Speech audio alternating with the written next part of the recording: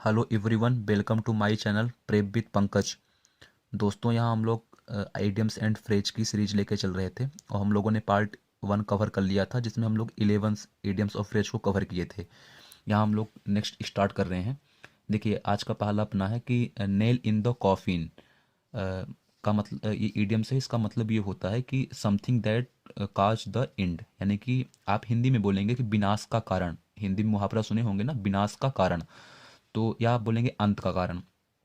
तो nail in the coffin का मतलब ये होता है कि समथिंग दैट कॉज एंड, यानी कि अंत का कारण। कैसे याद होगा? देखिए, कॉफिन सबको पता है, कॉफिन को बोलते हैं ताबूत। कॉफिन को क्या बोलते हैं? ताबूत। तो ताबूत जिसमें मतलब कि डेड बॉडी को रख के फिर उन्हें बरीड किया जाता है, उन्हें दफनाया जाता है। और कॉफिन, और यहाँ नेल, नेल का मतलब सबको पता है कि नाखून होता है। तो आप लोग घर में या इवन गांव में ये सुने होंगे कि जो ताबूत है ना, उसमें प्रेतात्मा आ गई है। तो प्रेतात्मा को आप क्या कर रहे हो? नेल से टच कर रहे हो, यानी नाखून गड़ा रहे हो उस पर।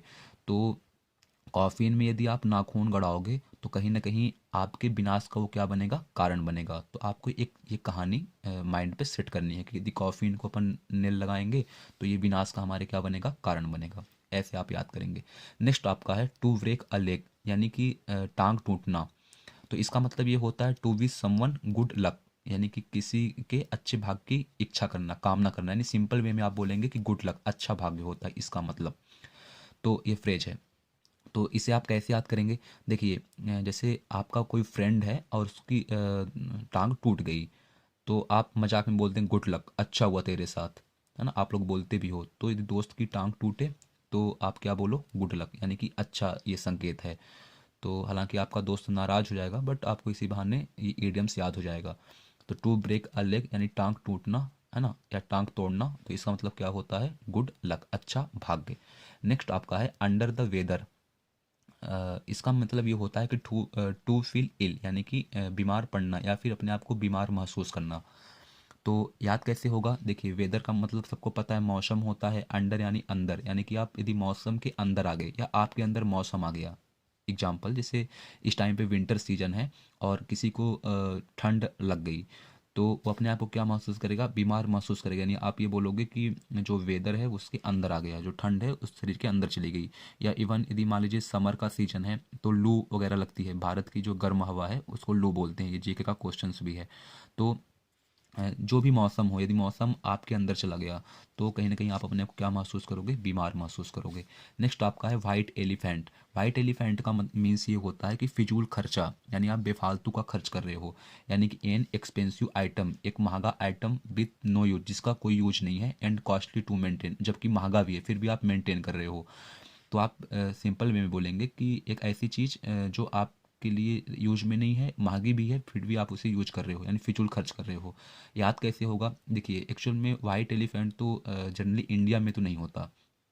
पूरे वर्ल्ड की यदि बात करेंगे तो थाईलैंड को सफ़ेद हाथियों का देश कहा भी जाता है। ये जीके का क्वेश्चंस भी है। तो वाइट एलिफेंट है, यानी कि आपको सफ़ेद हाथी देखना है तो आपको कहाँ जाना पड़ेगा? थाईलैंड। तो आपका फिजूल खर्चा बनेगा ना, यानी कि आपको हाथी देखना था लेकिन आप जिद कर लिए कि मेरे को वाइट एलिफेंट ही चाहिए। तो इससे आपका क्या होगा? फिजूल खर्चा होगा। यानी सफ़ेद हाथी यदि कोई लड़का जिद कर रहा है तो उसके लिए फिर आपको खर्चा मेंटेन करना पड़ेगा। आप ऐसे याद कर सकते हैं। नेक्स्ट आपका है फील ब्लू। इसका मीन्स ये होता है टू फील सैड, यानी कि दुखी फील करना। तो कैसे याद होगा? देखिए, यहाँ ब्लू है और ब्लू का सबको मतलब पता है कि इसका मतलब क्या होता है? नीला। तो यदि मान लीजिए आपको कोई चोट लग गई तो आपको नीला नीला दिखेगा। नीला फील होता है ना, किसी को यदि अचानक तेज झटके से चोट लगे तो उसे नीला दिखाई देने लगता है। तो नीला अगर फील होगा मतलब वो फिर क्या अपने आप क्या महसूस करेगा? दुखी, क्योंकि इसे क्या लग गई है? चोट। तो फ्ली ब्लू आपके माइंड में तुरंत जाएगा, चोट लग गई, नीला दिखाई दे रहा है, मतलब आप सैड सैड फील कर रहे हो। नेक्स्ट आपका है स्ट्रेट शूटर। स्ट्रेट शूटर का मतलब होता है कि someone who is Frank and speak the truth, एक ऐसा इंसान जो फ्रैंक है और साथ में वो बिल्कुल सत्य बोलता है, बिल्कुल सीधा बोलता है। तो स्ट्रेट का मतलब भी होता है सीधा। शूटर यानी कि शूट करना, सबको पता है शूटर्स होते हैं, है ना? तो इसका अगर हिंदी पे आप जाओगे तो इसका मतलब ये होता है स्पष्ट आदमी, यानी कि समवन हु इज फ्रैंक, जो बिल्कुल फ्रैंक है, बिल्कुल सीधा है वो। तो याद हो जाएगा ना कि शूटर बिल्कुल स्ट्रेट दी शूट करेगा, बिल्कुल सीधा सीधा शूट करेगा, मतलब वो सीधा आदमी है। नेक्स्ट आपका है टू द नाइन्स, इसका मीन्स ये होता है कि टू परफेक्शन, यानी कि जो व्यक्ति निपुण है, हिंदी में आप बोलेंगे कि निपुणता, यानी टू परफेक्ट इंसान है। तो टू परफेक्शन ही होगा। कैसे याद करेंगे? टू द नाइन्स, इसको आपको स्टोरी माइंड में सेट करनी है। आप लोग अपने क्लास पे जब एकेडमिक्स ईयर पे थे तो आप यूनिट टेस्ट दिए होंगे। यूनिट टेस्ट इवन जो उसका पूर्णांक होता था वो 10 नंबर के होते थे, है ना। तो 10 में अगर जो बंदा 9 नंबर पा गया, अगर 5 से कम पाया मतलब वो तो कमज़ोर है, अगर 9 पा गया, 10 पा गया तो मतलब वो परफेक्ट है, निपुण है वो, है ना, पढ़ाई में। तो टू द नाइन्स आप भी कभी पाए होंगे। तो यदि 10 में 9 नंबर पा गए मतलब आप निपुण हैं, आप ऐसे याद कर लेंगे। नेक्स्ट आपका है pull the wool over eyes, यानी कि पुल यानी खींचना, वूल का मतलब जनरली ऊन होता है, और आई मतलब आंखों के ऊपर से ऊन को खींचना, मतलब आंखों में धूल झोंकना इसका सेंस होगा। यानी कि टू ट्रिक या डिसीव, किसी को धोखा देना, किसी इंसान को।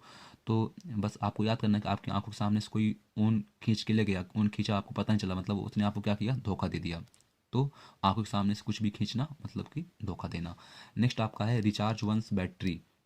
रिचार्ज यानी सबको पता है चार्ज करना, वंस दोबारा चार्ज करना, वंस यानी प्रत्येक, बैटरी अपनी बैटरी को दोबारा चार्ज करना। इसका मीन्स ये होता है कि to rest and relax in order to regain energy या स्ट्रेंथ, दोबारा ऊर्जा या दोबारा ताकत प्राप्त करने के लिए आराम करना या फिर रिलैक्स फील करना, वही होता है रिचार्ज वंस बैटरी।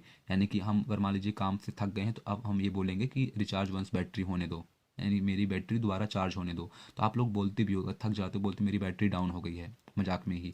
तो रिचार्ज वंस बैटरी यानी कि अपनी बैटरी को रिचार्ज करना, यानी कि टू रेस्ट एंड रिलैक्स करना, किसके लिए? कि मुझे दोबारा एनर्जी हम रिगेन कर पाएँ।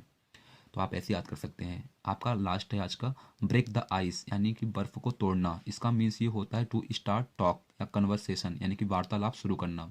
तो जो हिंदी मतलब होगा वो होगा चुप्पी तोड़ना। तो ब्रेक द आइस है तो इसका मीन्स ये नहीं होता कि बर्फ़ को तोड़ना, इसका मतलब क्या होता है? चुप्पी तोड़ना। अब याद कैसे करेंगे? देखिए, इसे मान लीजिए कि आप के यहाँ रेफ्रिजरेटर है और इवन गर्मी के मौसम में किसी ने बर्फ़ मंगाया, अब वो बर्फ़ ले जाते जाते आपसे टूट गई, तो आपसे गलती हो गई, और जब भी गलती होती है तो इंसान चुप चुप हो जाता है ना। तो फिर आप यहाँ से थोड़ा सा वो करेंगे कि कुछ देर बाद जब सामने वाला इंसान डांटेगा या बोलेगा बर्फ़ कहाँ गई, तो फिर आप स्टार्ट करोगे बोलना कि मतलब धोखे से टूट गई। तो ब्रेक द आइस का मीन्स यही होता है कि टू स्टार्ट टॉक या कन्वर्सेशन। तो इस प्रकार हमारा ये इडियम्स था। तो अगर ये आपको अच्छा लगे तो आप इसे लाइक्स करें और सब्सक्राइब एंड शेयर करें। Thank you.